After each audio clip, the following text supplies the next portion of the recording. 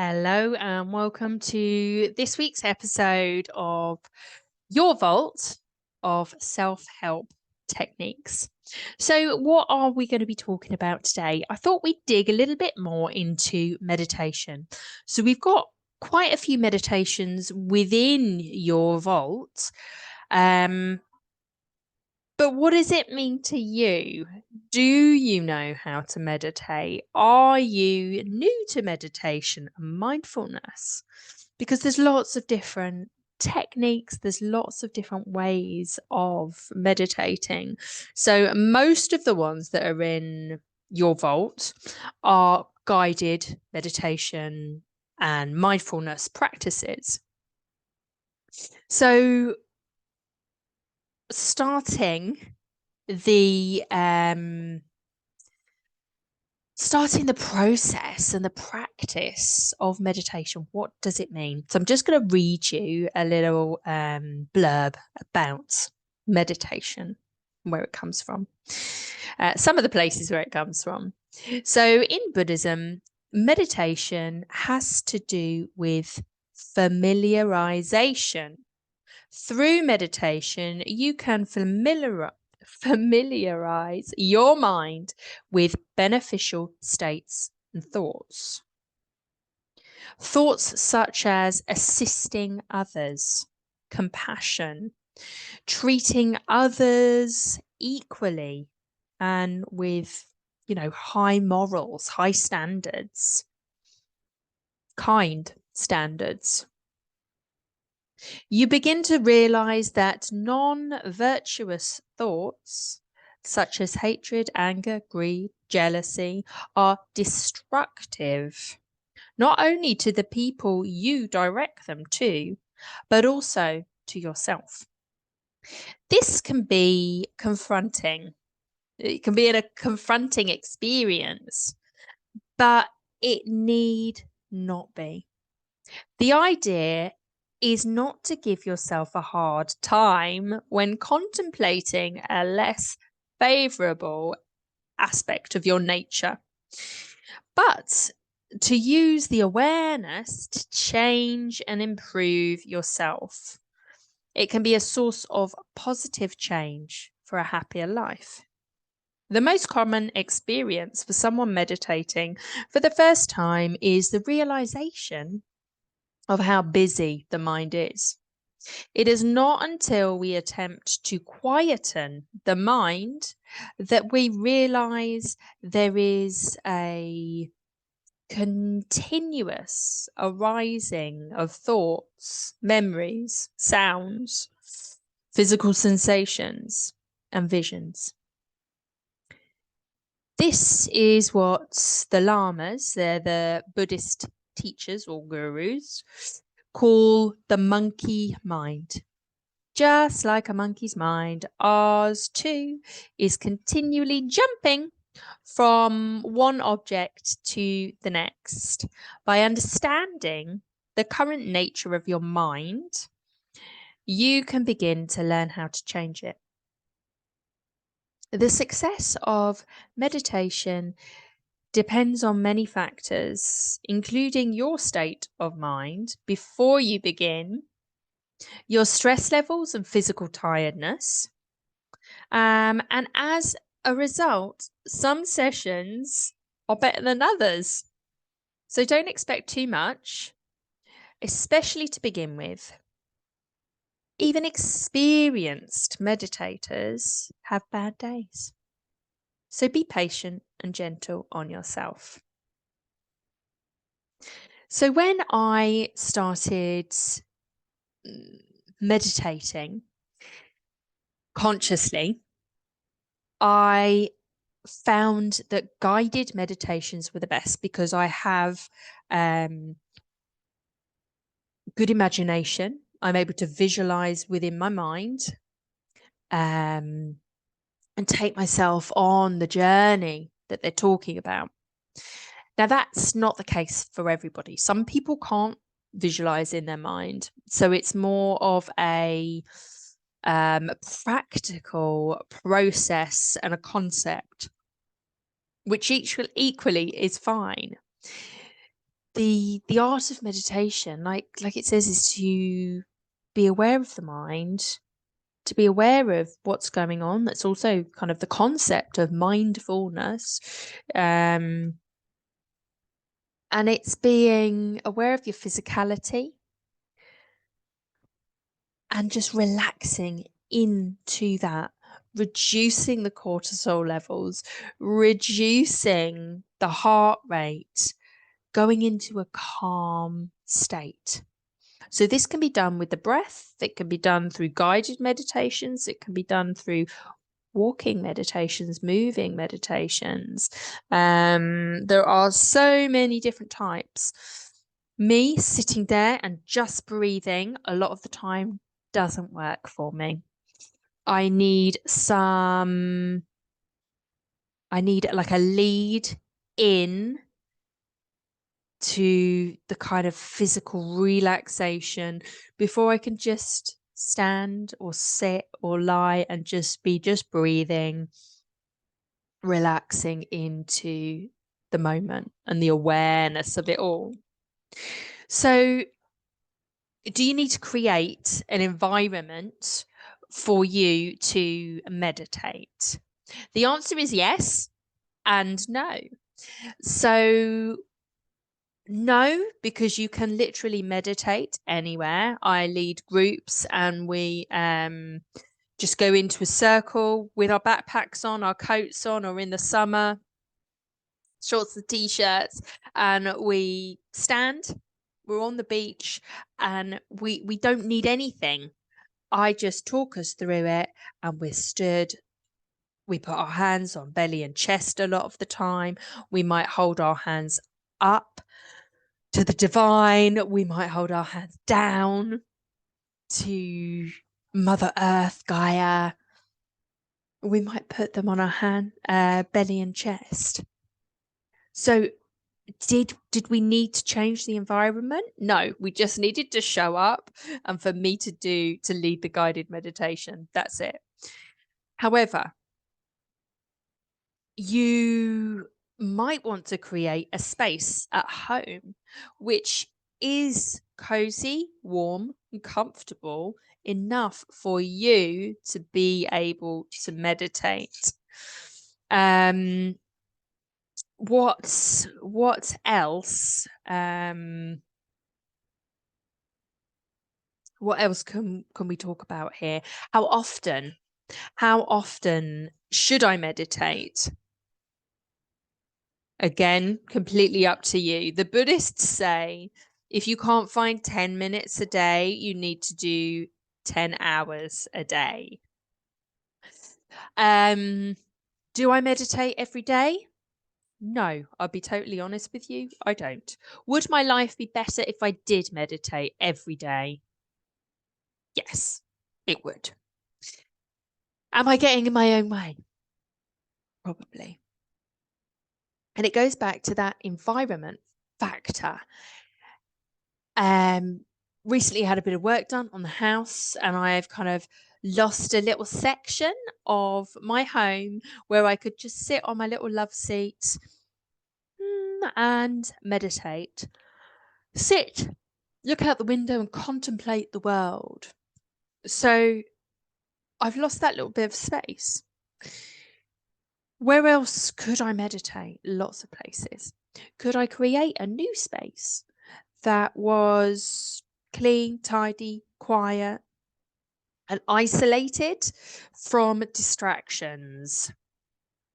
It would probably just be my bedroom, basically. So have a think about where you live in your home, however big or small it is. Where could you meditate? Where would be clean, tidy, quiet, and kind of away from all of the distractions? For me, yeah, it's my room or my treatment room. They would both be great places. Okay.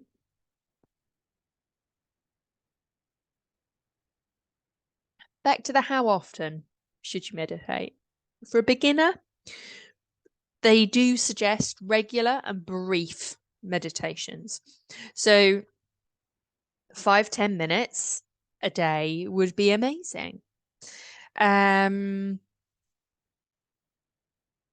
eventually you can tune into longer sessions. I rarely do over 15-minute sessions. I don't know whether I just don't allow the time, but it isn't something that draws me in, spending a couple of hours or an hour a day meditating. It's not something that lights me up. However, spending 5, 10, 15 minutes a day does. And I always say, I let my clients know about my 7 out of 10 rule. So 7 out of 10, it stops you getting into perfection paralysis.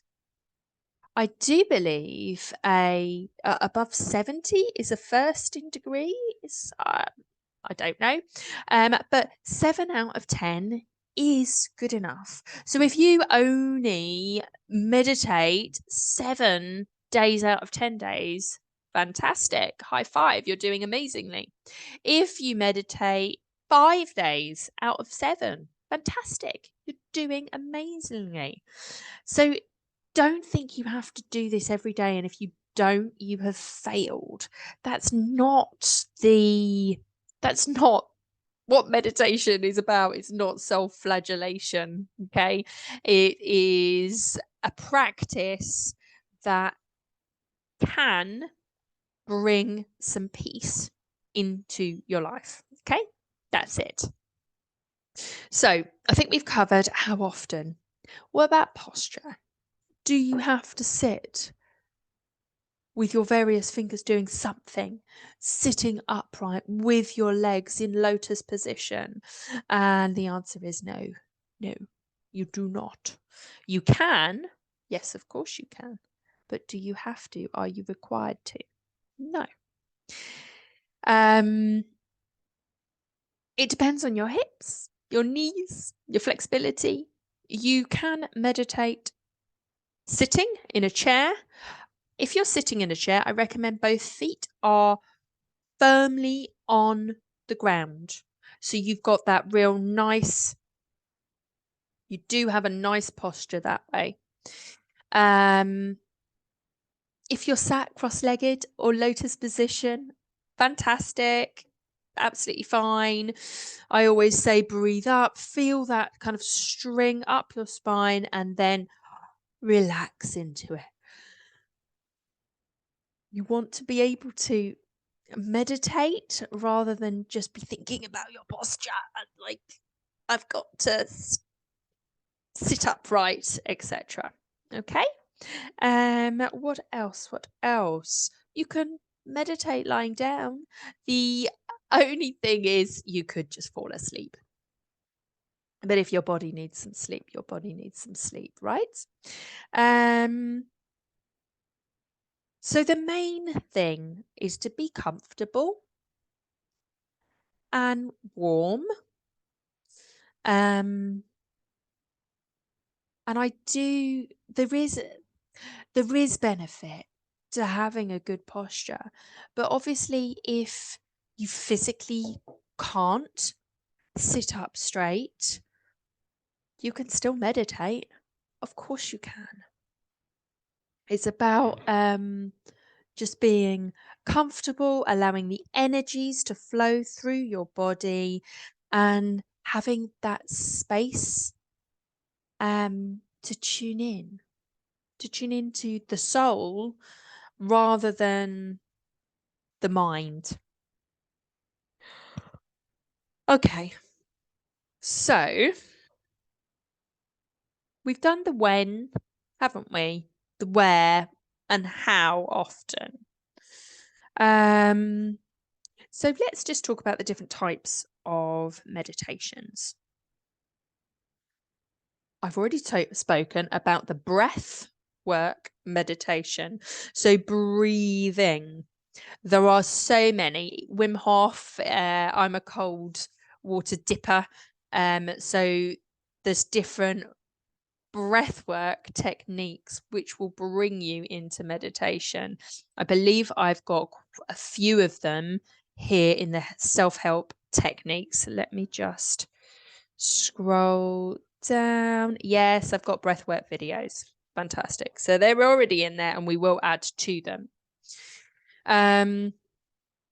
So I really use the breath to help people to tune in and ground into the start of the meditation. And then for me, we just relax. Okay. So you've got breath work, you've got walking or moving meditation. Just think of Tai Chi and those slow movements, and you're feeling the energy, the chi. That's a form of meditation. Also, another form, walking really, really, really, really slowly. Really slowly. I did it once on when I first did it when I was at a silent Buddhist retreat weekend, and I I couldn't believe how powerful it was. You are feeling every step, every movement, and it's this slow onto the earth. I did it on grass. When I've been at business seminars and workshops and they're all hyped up, sometimes I need to leave the room and I need to just walk as slowly as I can up and down outside the hotel, looking crazy, looking like a snail. That's how slow you're going. And it really grounds you, relaxes you, slows down the heart rate, most definitely reduces cortisol levels. Okay. Um, Gazing meditation. So this is something that I actually learnt as a teenager. I don't know whether it was something at school or just something one of my friends said, try this. But it was to stare at a flame. So you'd light a candle and you would just sit and breathe and look at the flame. And then the idea is that the flame is kind of imprinted on your mind and your vision. And then you can close your eyes and you will see the flame in front of you. You can do that with, I found the candle really, really helpful. You can also do it on a single flower or a mandala, the moon. Okay, gazing meditation. Guided meditation, you've got lots of guided meditations within this vault. So a guided meditation is where the speaker leads you through a journey in your mind, in your soul. You could be unpacking energetic baggage. You could be walking through woods, finding your spirit animals. You could be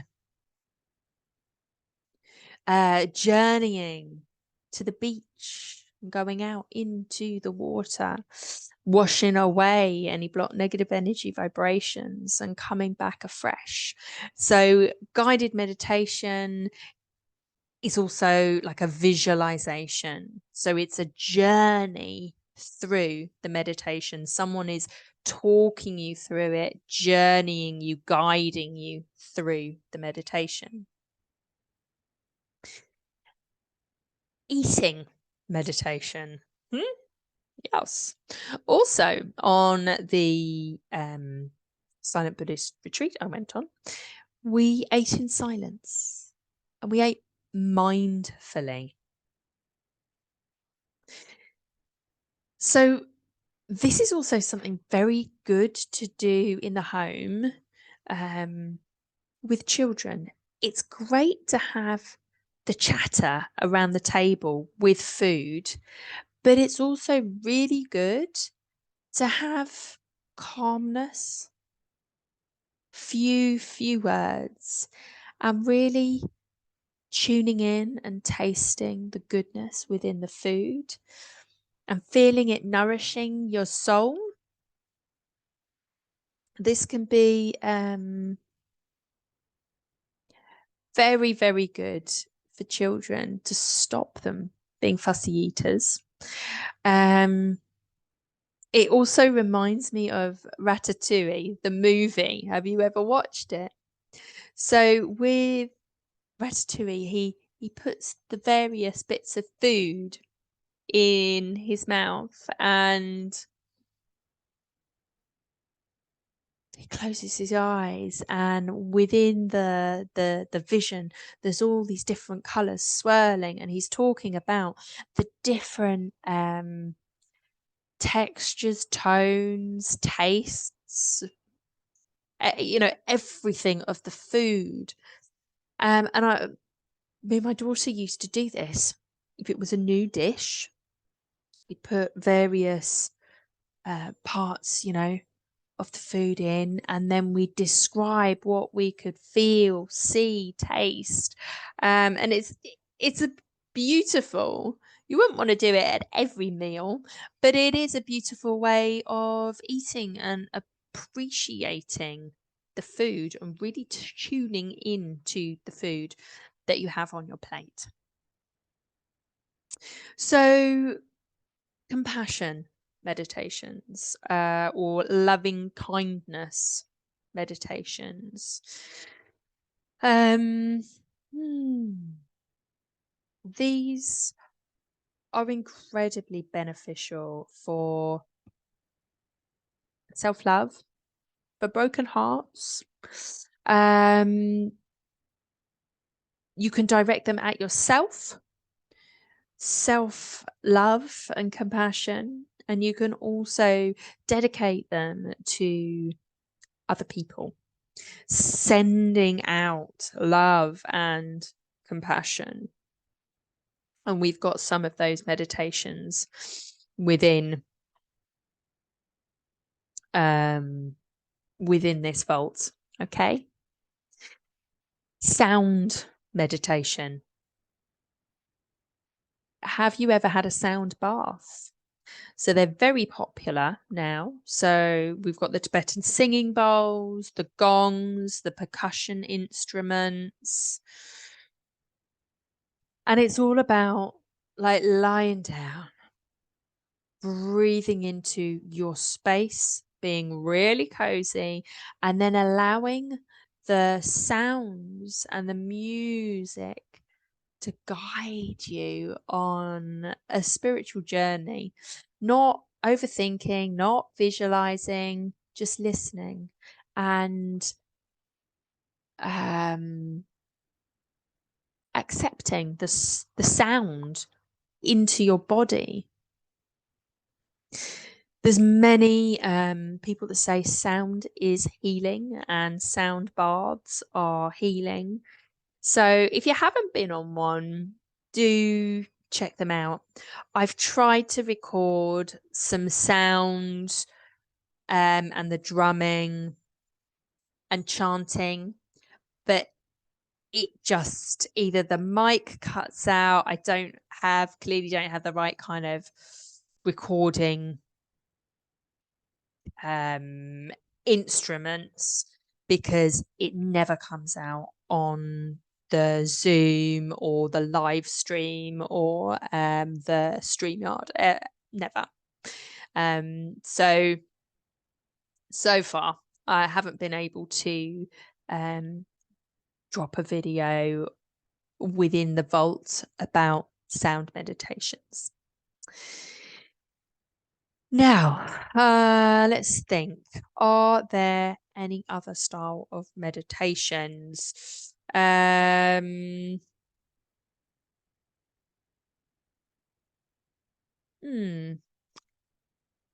attachment meditations, and cutting the ties meditations. So these meditations will be visual or guided, and it's about cutting, maybe you do these at the end of the day and you cut your ties with the day, with any of the people you met through the day, because we're energetic beings, and um of course we connect with each other energetically, um in a good way, but also in a bad way. If there's been any anger or you know, negative energy, you can get those spikes that will attach to your energy, or your energy will attach to somebody else's. You could feel like somebody is a bit spiky, and energetically spiky, and you just kind of don't want to go near them, or you don't really want to hang out lots with them because of their energy. So this attachment or cutting the ties is very good for that. It can help heal you, um, and it can help rejuvenate and clear your energy. So it's really good at the end of the day, end of the week, within a relationship. Very good to do this, because you're cutting the negative ties between you, not the positive ones. I've seen amazing things happen with cutting of the ties energies. People that haven't spoken for years speak and heal. It's an amazing process. And I don't think I've got one recorded within this space, so I'll make sure I get that one done. Everything else we've got within the Vault of Techniques, and I will add to it. So that's your lesson, really, for this week, all about meditation. Now, shall I take you through a little meditation? Yes, let's do that. So I'm just going to change. I'm not going to do that. Change my background. Oh, let's go to the beach. Yes. And I'm going to just say goodbye on camera. Boop.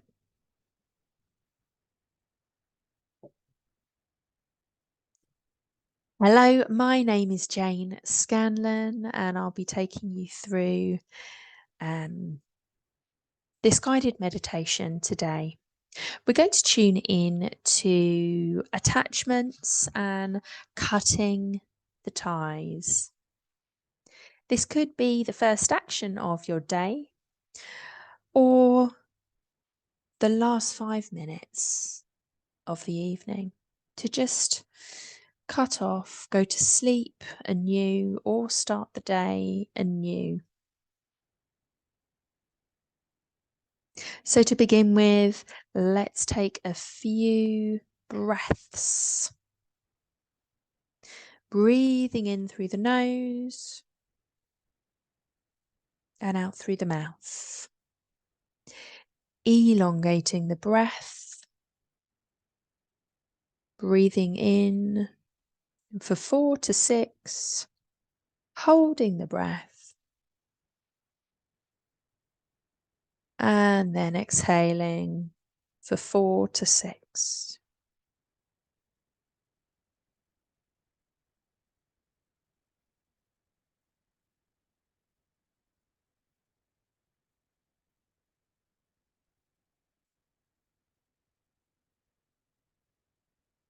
As best you can, relive the day so far. From the moment you woke up to the present time,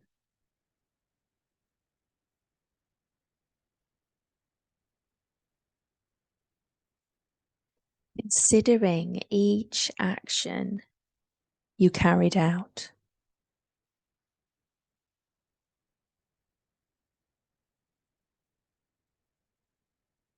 Not just the big, more significant actions,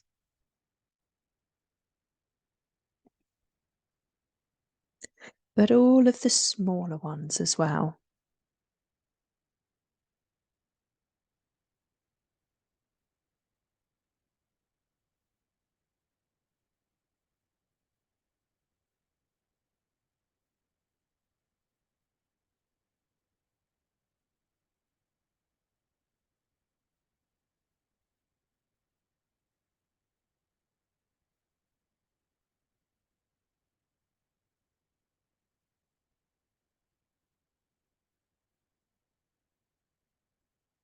Then think of a previous object you desired to obtain. Think back over the past months or even years. Was it a relationship you wanted, or a thing, or a situation?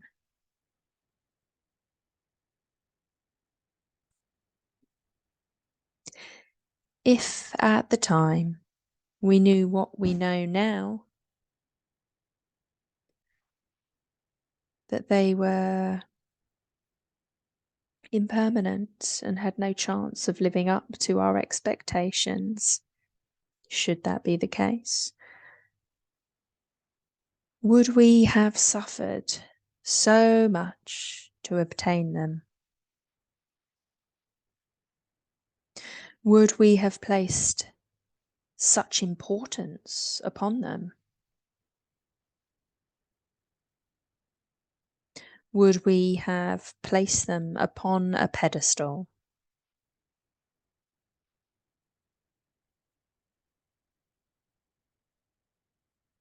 Would we have become so overwhelmed by the thought of having to have them, or having to avoid them? Otherwise, our life would be ruined.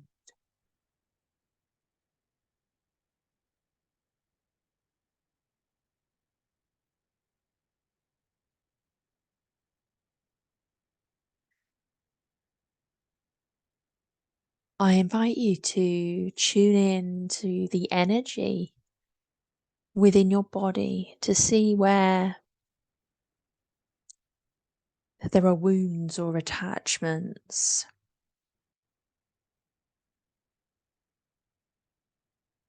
To the perhaps hurt, anger, resentment, or feelings of overwhelm, worry, sadness that are attached to that thing you once desired to obtain and that didn't either arrive, or it left a big scar emotionally on you.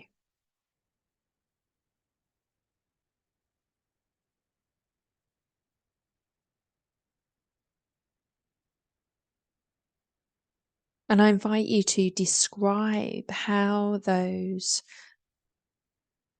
attachments, ties, energetic bruises or cuts feel like, look like.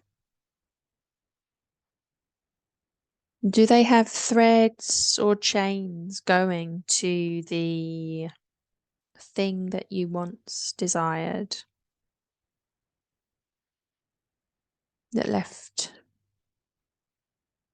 a hole in your life or a scar on your soul?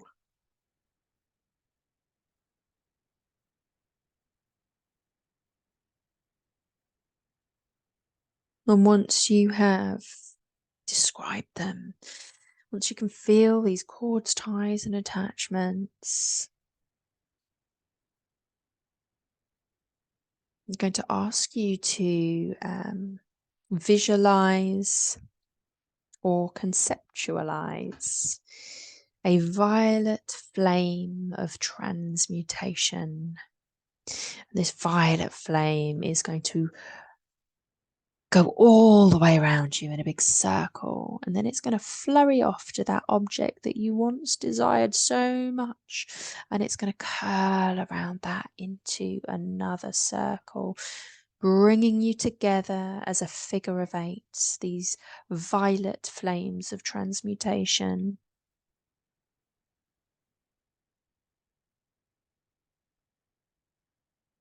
And as these flames burn brightly, I'm inviting you to cut these cords, ties, and attachments to the thing that you once desired, or the memory, the thing, the person, the object, the entity. And you can do this by great golden scissors or Archangel Michael's mighty golden sword.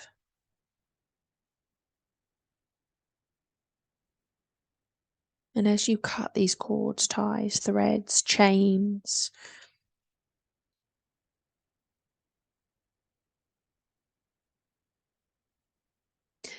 the flames, the violet flames of transmutation burn brightly, helping to sever and eventually heal. When all of those cords, ties, and attachments are severed, and some of them might not want to go, and that's okay. If you're ready for them, just keep saying, I'm ready to let this go, I'm ready to let this go, ready for this to be cut, and ask for Archangel Michael to help you. And breathe, breathe. Take a big breath and exhale.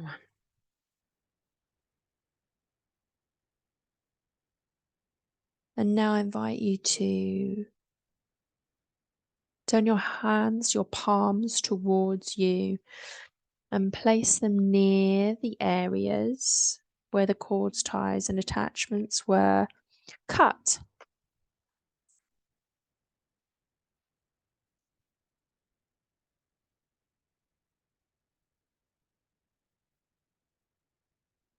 And we're going to send healing energy, white light, golden light energy flowing through the palms, healing each and every area where a cord, tie, or attachment was connected or an entity. And then when we have gone through all of our areas, we can turn our palms to the thing, the object, the entity, the person, the relationship, whatever it was. We can turn our palms and send healing, golden energy and light towards that thing. Healing, healing, healing, healing. All the little areas where those cords, ties, and attachments were cut. And the violet flames of transmutation burn brightly, enveloping both of you, not damaging, not hurting, just healing. And then Archangel Michael will cut this figure of 8 in 2.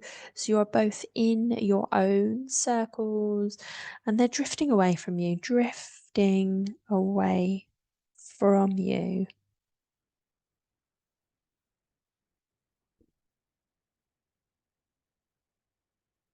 With each breath in the healing energy, and the flames of transmutation glow with each exhale.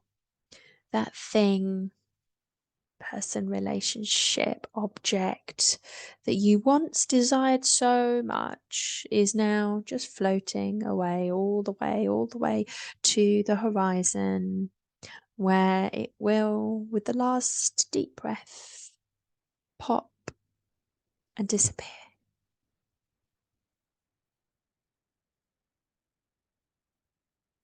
I invite you to finish this meditation by considering ways in which you may be able to understand the impertinent nature of this phenomenon in your life. Appreciating them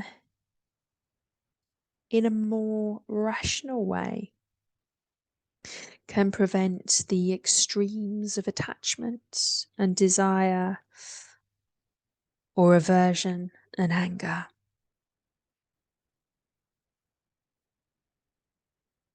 Consider the peace and contentment that this will create in your mind, body, and soul,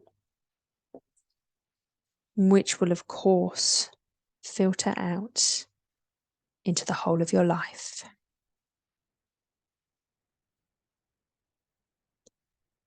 Thank you so much for listening and partaking in this attachment come cutting the ties meditation. I look forward to seeing you on the next. All the details are below. And of course, if you are listening to this for the first time, check out your vault of self-help techniques for more meditations, breathwork, emotional freedom technique, balancing the chakras, and so much more.